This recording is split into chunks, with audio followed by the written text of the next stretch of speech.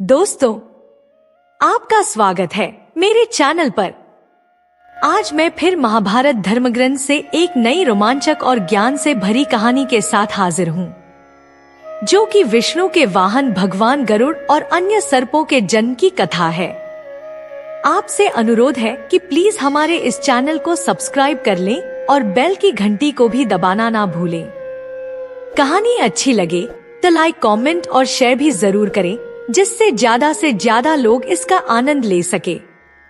सत्ययुग में दक्ष प्रजापति की दो कन्याएं थी, कद्रु और विंता।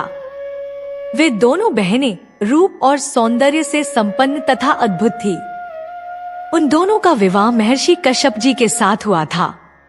एक दिन महर्षि कश्यप ने अत्यंत हर्ष में भरकर अपनी दोनों धर्मपत्नियों को प्रसन्नतापूर्वक वर देते हुए कहा, तुम में से जिसकी जो इच्छा हो वर मांग लो। इस प्रकार कश्यप जी से उत्तम वरदान मिलने की बात सुनकर प्रसन्नता के कारण उन दोनों सुंदरी स्त्रियों को अनुपम आनंद प्राप्त हुआ। कद्रु ने एक समान तेजस्वी 1000 नागों को पुत्र रूप में पाने का वर मांगा। विंता को पतिदेव ने अत्यंत अभीष्ट 2 पुत्रों के होने का वरदान दे दिया। उस समय विंता ने कश्यप जी से एवं अस्तु कहकर उनके दिए हुए वर को शिरोधार्य किया। अपनी प्रार्थना के अनुसार ठीक वर पाकर वह बहुत प्रसन्न हुई। कद्रु के पुत्रों से अधिक बलवान और पराक्रमी 2 पुत्रों के होने का वर प्राप्त करके विनीता अपने को सौभाग्यशाली मानने लगी। समान तेजस्वी 1000 पुत्र होने का वर पाकर कद्रु भी अपना मनोरथ सिद्ध हुआ समझने लगी। वरदान पाकर संतुष्ट हुई अपनी उन धर्म पत्नियों से यह कहकर महातपस्वी कश्यप जी वन में चले गए कि तुम दोनों यत्न पूर्वक अपने अपने गर्भ की रक्षा करना। तदंतर दीर्घकाल के पश्चात कद्रु ने 1000 और विंता ने 2 अंडे दिए। दासियों ने अत्यंत प्रसन्न होकर दोनों के अंडों को गर्म बर्तनों में रख दिया। वे अंडे 500 वर्षों तक उन्हीं बर्तनों में पड़े रहे। तत्पश्चात 500 वर्ष पूरे होने पर कद्रु के 1000 पुत्र अंडों को फोड़कर बाहर निकल आए, परंतु विंता के अंडों से उसके 2 बच्चे निकलते नहीं दिखाई दिए। इससे पुत्र की प्राप्ति को तत्पर देवी विंता सौत के सामने लज्जित हो गई। फिर उसने अपने हाथों से एक अंडा फोड़ डाला।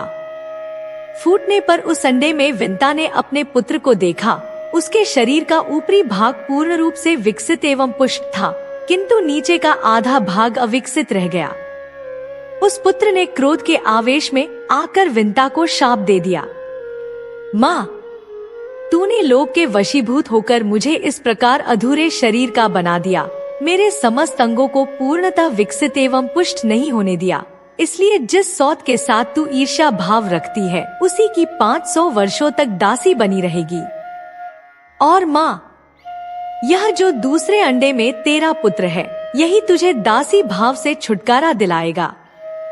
किंतु माता, ऐसा तभी हो सकता है जब तू इस तपस्वी पुत्र को मेरी ही तरह अंडा फोड़कर अंगहीन या अधूरे अंगों से युक्त न बना देगी।